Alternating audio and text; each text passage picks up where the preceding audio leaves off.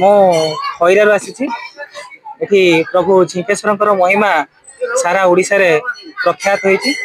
प्रभु सारा विश्व रे निजर केवल ओडिशा नुहे सारा विश्व रे निजर महिमा को देखई अपार करुणारू बहु दूर दूरांतरू भक्तगण एठाकू छुटी आसी आमे माने आसीचु आमे देखिया पाइलु बहु भक्त एठी समागम होती। आमे पाखापाखि 2 ରୁ 2.5 घंटा है लाइन ले केवल ठिया होइछु।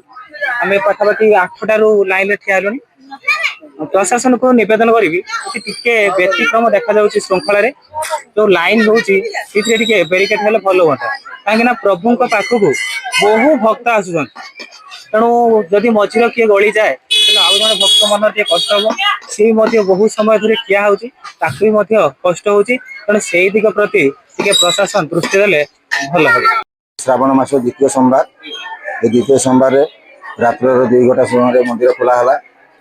निकांति कर्म प्रातकर्म सरला प्रातकर्म सरला ठाकुर गोटे बड़ पूजा हुए से बड़ पूजा सरला ठीक 4 घंटा समय काउड़िया माने प्राय 5 घंटे काउड़िया रविवार दिन आसिक संध्या बेले थिले तो से आगे प्रथम विदा करागला लाइन कर गले गला पानी ढाड़ी पूजा पत्र कर विदा करागला से पाखु जो भिड़ रही बर्तमान ये दिन 12टा पाखे है आहरी 500 अधिक लोक अच्छा आहरी लोक भी आसवे